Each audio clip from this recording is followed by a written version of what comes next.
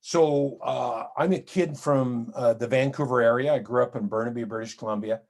And so, think about that. Burnaby, there's no outdoor ice. It just rains, right? Like, how did I ever become a hockey player? And so, I left home at 15 years old, played junior hockey out here in Langley. Then I was taken up to the Kamloops Chiefs in the Western Hockey League. Our team actually got sold to an owner in Seattle, and so I was drafted from the Seattle Breakers to the Washington Capitals, #2 in the world. If I'm drafted #2 in the world to a team in the NHL, what does that tell you about the team? Right? Like, they're a brutal team. They're the second worst team in the NHL that year. So let me take you inside that dressing room. So we struggled to win. Not only the year that I was drafted, but the year that I actually played there, our win-loss record was very poor. We lost a lot. And let me take you inside that dressing room. As I look back, the common cultural language, the sort of thing that we hung our language on, was what I would call the language of blame. Wow. All right. I'm going to pick on some new people. This is going to be so fun. But this is not for our team here, but on other teams that you've been on. How does blame, how does it sound? How does blame play out in the conversations that you hear?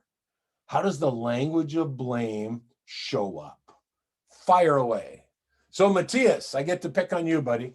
How does blame show up? What do we hear when we hear blame? It sounds like a lot of excuses. It sounds like a lot of, a lack of accountability, a lack of self-reflection, and yeah. Awesome. Can I just put on the table, and you know this, leaders, right? You have a very, very, very imperfect trainer right here. Do you know how much I've messed up? Do you know how I had to learn this lesson? Because in the world of professional sport, it's really easy to point the finger, isn't it? Do you know what we did in Washington? Do you know why I remember blame? We used to blame the referee for everything, right? Like, if our team didn't win, whoa, the ref screwed us again. Agreed? How about this one? If your team doesn't win, oh, the goalie. So true.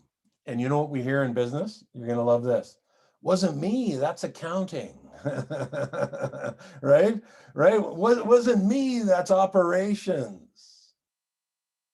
So I'm not pointing fingers, and there's no judgment here. But would we agree that the language of blame can be like a wildfire, right? Because if I can blame Riaz, and then he probably can blame Roy, right? Not that he would ever do that, right, Roy? He would. My buddy would never do that. So it's also Roy's first day also. So Roy, we're not I'd have to blaming really you mess for up. anything, buddy. You got a free pass. That's great. You and Kane, you got the free pass. This is cool. So the language of blame was something that happened within the context of the Washington Capitals dressing room. Have you ever heard in professional sport, as you have in professional business, that we need to change or refresh our culture? Have you ever heard that one? Sure you have, right? And you know what most people are talking about? Most people don't get it, but most people are talking about the language within the culture, right? It's how we treat each other. It's what we say to each other. It's how we are intentional with the conversations that we have. And we're going to go deep into that, okay? So, it was really fun. Let me give you a news story. I go from the Washington Capitals, who struggled to win. I get traded in 1982 to the Montreal Canadiens that struggled to lose. I go from a team in Washington that had never been in the playoffs to a team in Montreal who had just come off 6 Stanley Cup wins in the previous 10 seasons. Can I take you inside that dressing room?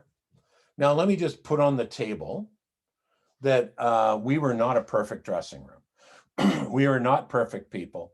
And we are not perfect hockey players. Okay, that's on the table. But you know, the language in the Montreal Canadiens winning dressing room was very different.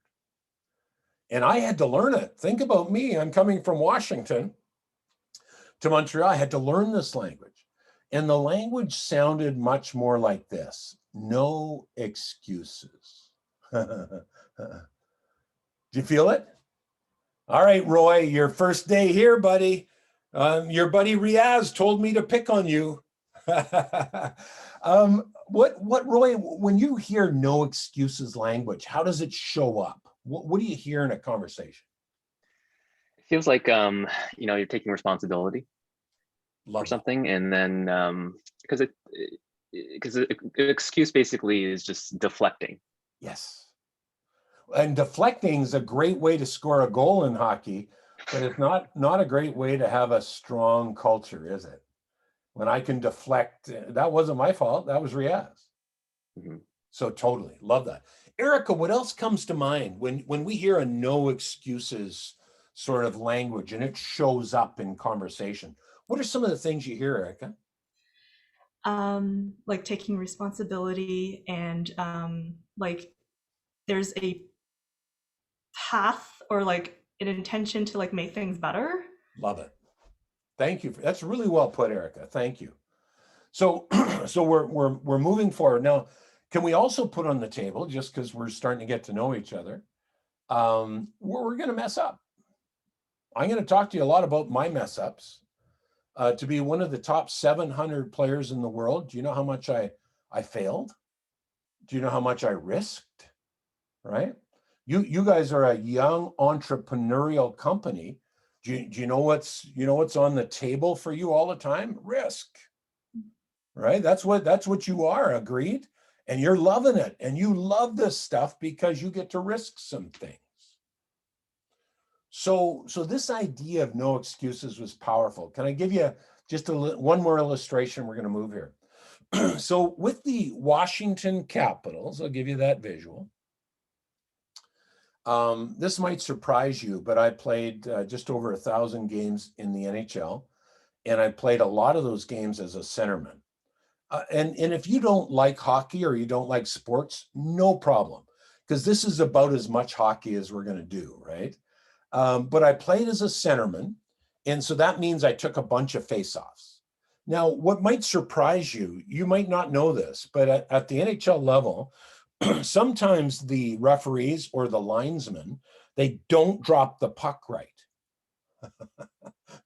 Do you hear an excuse coming here? So in Washington, when the linesman drops the puck towards my opponent's stick and he wins it easily, I would go after that linesman. Come on, linesman, drop the puck right. Then I got into Montreal, and the linesman doesn't drop the puck right, and my opponent wins easily. And in the first months in Montreal, I'd go after the linesman. Come on, linesman, drop the puck. I'd just go after him, and I'd feel this big whack, big stick on the back of my rear end. My own teammate would come up to me and say, no, Ryan. Just win the face-off. Isn't that powerful, leaders? And you know what's so cool about your culture right now is you are at such a basic place, such a developmental place where you can have these types of conversations with each other, can't you? Where we can actually give each other, and here's a couple key words I want you to write down. We can give each other pre-permission. Write that word down for me somewhere or type it. Pre-permission to hold me accountable to the language of our culture.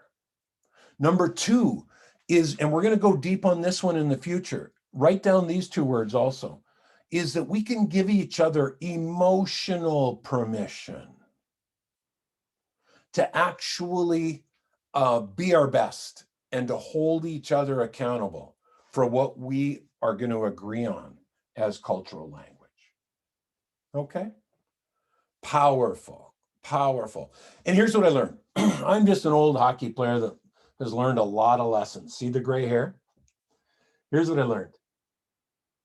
It takes as much energy to come up with an excuse as it does to take responsibility and solve the issue and make it happen. Agreed? It's awesome.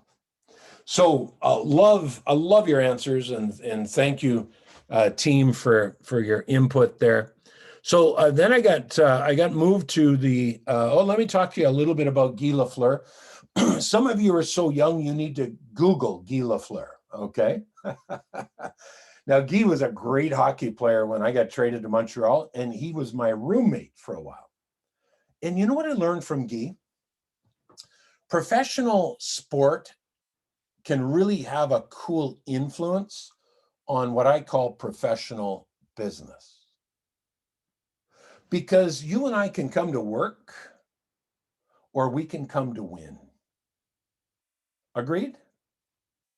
That's always on the table. And here's what I learned from Guy. Guy Lafleur taught me how to be a professional. And you know when a business talks about being a professional, it's the same thing as sports when we talk about being a professional. Okay? Here's what I learned from Guy. It wasn't anything he did, like he had a better slap shot than me, and I could do face-offs better than him. It wasn't technical. Would you agree with this? It was how we showed up. You know what Guy did? He was on the ice 35 minutes before any other player for every practice. You know what's so cool about Guy? Nobody told him to do that. He didn't. I always say it's important when you can turn your have-tos into want-tos. Agreed? Isn't that the big transference in our lives? When its purpose helps us turn our have-tos into want-to, we don't have to practice. We can't wait to get there. We don't have to go to meetings. We can't wait to get there. So Guy taught me that. Do you know the other thing Guy taught me? Is respect your clients. Respect your fans. Respect your customers. You know how I learned that from Guy? He didn't tell me. You know what I saw Guy do? After every home practice, he would grab a coffee, big smile on his face. He'd sit right in his stall, number 10 right there, and he would personally autograph every hockey card. Everyone sent to him. He didn't have a secretary, right, that copied his signature. He wanted to respect his clients, his customers, his fans. Guy taught me so much. Wonderful guy. Please Google Guy. By the way, just a backup story on Guy. I don't know, you guys are in Ottawa, maybe you're hearing this, but he has lung cancer right now. He was a big smoker. And they're hoping after a year, he's going to have a year of chemo. Can you imagine that? And they're hoping that will help to arrest it. We'll move it in a direction. I ended up team being moved to the Vancouver Canucks. This was a team that had very interesting language because they wanted to learn how to win. And a lot of the language that this team had was in the form of questions. They would ask people like Randy Gregg, who came from Edmonton, and a guy like me who came in from Montreal. A lot of the young guys would say, okay, well, what would you do here? Like, how would you react here? And they really wanted to win. And what was cool is I was there for 2 seasons, and then I was retired.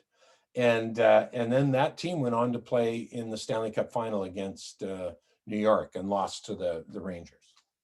But they were in that place where it was the language there was teach me how to win. And I feel like maybe that's where your young culture is, right? Like you guys are brilliant. You know exactly what to do. You're building a brilliant business model.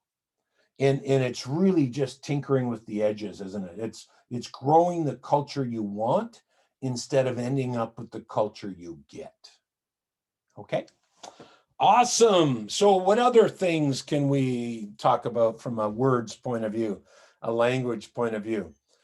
Did you know that I was traded with Rick Green from the Washington Capitals to the Montreal Canadiens, and we were traded for 4 Montreal Canadiens? Ingboom, Jarvis, Lachlan, and a Hall of Fame player by the name of Rod Langway. And when Rick and I landed for training camp in Montreal, that was the headline in the Montreal Gazette that day. Worst trade in NHL history. And guess what, team?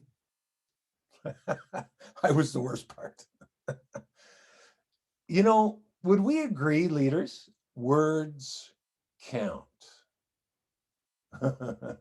Agreed? You know, for the next month after reading that headline, I completely tanked. I completely underperformed. Now, it was a grow-up time. You know, I'm running a course right now on what I call mental toughness. And I think executives should take that course because we shouldn't be in a place where a statement like this has such an impact on me. I had to learn those lessons. Right now in my life, I'm 63. No problem. Keep moving. But at that point in my life, at 23, I underperformed for the next month until I figured it out. So the mindset, we'll do lots of work in this area of mindset. This is a very simple process, but I want to just give it to you. It's a little bit busy there. Normally I break it apart, but I don't want to spend a long time on it. I want to give it to you to think about. And then we're going to move into the 6 mindset model.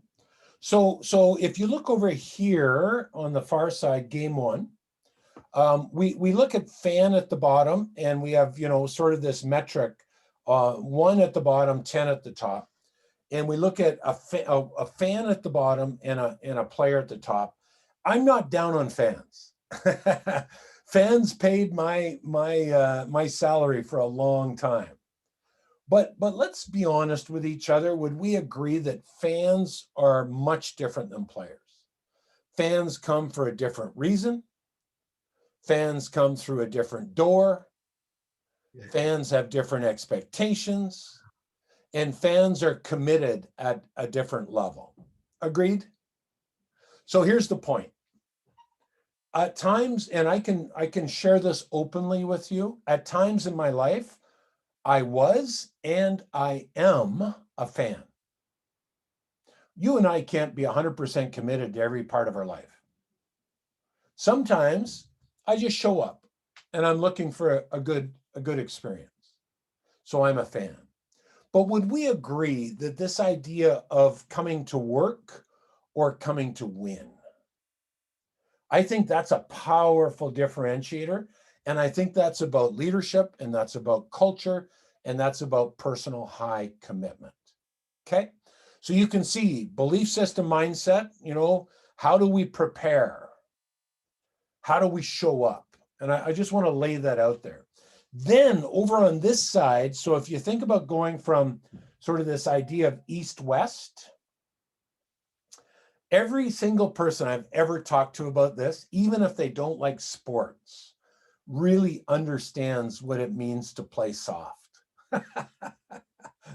Right?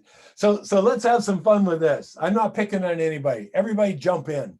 When I say play soft, what words come to mind? Fire away. Playing it safe. Giving it all your all. Love that. Not giving it 110%. So true. Keep going. Phoning it in.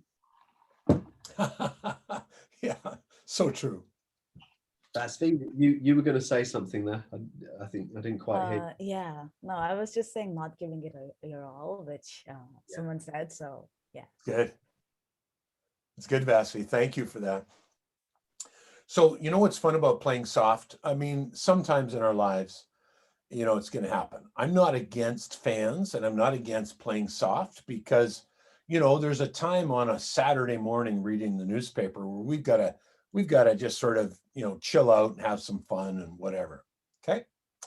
But would we agree, and I'm going to give you some context from other clients, would we agree that that area sort of, you know, 1 through 4 as a fan and 1 through 4 as playing soft is probably not us, right? That's not who we are, nor is it who we want to be.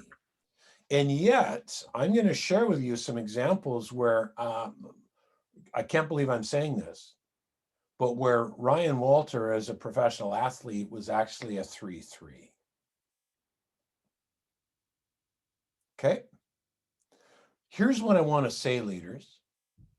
Playing soft, playing hard, fan player, I don't want us to personalize this. I don't want to say Ryan is a soft player and Riaz is a hard fan. I don't want us to focus on the person. I don't want to call people names. Here's what I do want to do. I want to make this at a point in time. So at a point in time, all of us can be all over that board. And the reason we wanted to give this to you now is so that you see yourself and you help move yourself. Or how about this? You get together with a colleague and say, you know, I'm a little stuck here today. I feel like I might be, you know, sort of a 4-6. How can you help me get engaged, believe something new, change my mindset? See where we're going here? So let me give you 2 examples. First, let's fire away. So playing soft, that's easy. What's playing hard? Come on, you guys. This is you guys. When we're playing hard, Jackie, what is playing hard, Jackie? When you're like when it hurts a little, like my first thought was like play hard, like yeah, I love like it. it's testing you what's your limit, and yeah, and you're trying to raise your own bar, basically. I love it. I love your energy in that. I love that. Thank you. Riaz, come on. I never pick on you, buddy. What is it to play hard? You could feel it. I was ready to say something. So for me, playing hard is like you don't even have time to celebrate the wins because there's so many coming in. Ooh, love it. Scoring a hat trick is like no big deal, right? So yeah, it's there. The expectation is high performance. It's not oh, thank God I performed today. You know, it's an expected consistent ability to, you know, put your head down, get the job done. And this week has been pretty pretty heavy this week. It's a lot's been going on, ups and downs, but on the other side of it, we're still feeling confident, resilient, and ready to go into next week and this new fiscal year. Excited and pumped. Awesome. So I want to make sure I'm careful here. I mean, playing hard is not Riaz and I saying you've got to work here 24/7. I mean that right. That's, you know, we want to, but we're not going to say that. And that's not what playing hard is, right? Some people that play hard actually get their work done in less time. We're going to go deep into, I don't know if you've read this concept of flow, but the other concept called deep work. We're gonna, and if you can, I know you guys are busy, but that is a brilliant read, Deep Work, okay? Because it talks about how can we today increase flow, sustain flow, and then actually chunk into times where we're going to be our best in that flow. So playing soft, playing hard is on this idea of the competition, right? East-west is how do we compete once we're in the game? North-south is how do we show up? How do we show up? Powerful. So let me give you a very simple, just give you that. I'll give you a very simple process here. So so I've highlighted 6-9, and I'll come to that. But let me just tell you 2 stories about a 3-3. So I'm down in the fan area, and I'm not competing hard. So I do a lot of executive coaching now, as you can imagine, re-COVID. And so I've had one of the presidents of a company here in Vancouver. I've been coaching for over a year now. And I brought this concept up to him. And I said to him, don't tell me any names, but give me a 3-3. And I'm thinking, he's going to point to the janitor or, someone down the so-called rung. You know what he did? This is crazy. He said, I'm not going to tell you his name, but you can read it on our website. He said, that's my CEO right now. He said, since COVID, we've had to furlough 900 employees. And he's taking it personally, and he's on the edge of depression. And he hasn't talked to me in 3 weeks, and he won't make a decision. Isn't that crazy? Can I just say, leaders, there's going to be a time when maybe all of us, right, hit a tough spot for whatever reason. And so we want to today continue to give pre-permission. Vasvi talked about that, give pre-permission to actually help each other through those tough spots, okay? Hey, 86, we win a cup with the Canadians. 1989, we lose to the Calgary Flames. Where's my Flames guy? Where is he? I got to move here. Just a sec. No, there, I got you. Awesome. And so the Flames beat us in 89. In 1990, my coach, Pat Burns, I think he berated me in front of my teammates, and I thought it was unjustified.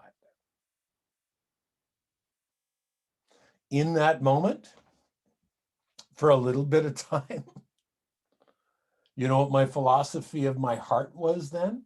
If you don't care, I don't care. Agreed, leaders? I'm not going to ask if we've all been there. We've all been there. So here's what I really want us to think about is let's not personalize. Let's not say, yeah, Ryan's a soft player or Riaz is a hard player. Let's see this context as a point in time where we can grow from. What do I need from maybe a belief system or a mindset point of view that would allow me to show up at a higher level, would allow me to be prepared for where I need to be?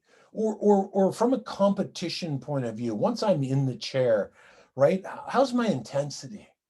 And I don't mean intensity where you blow people or clients out of the water. I mean intensity in the context of our business, right? Of how we do work and how we rest, because that's important too. Let me give you a better example. I asked this same president, okay, 3-3, that's enough. Don't give me any more of those. Give me a 6-9 or an 8-9, right? Somebody that's like a player, and they're like, and he said, Ryan, I got 3 of those.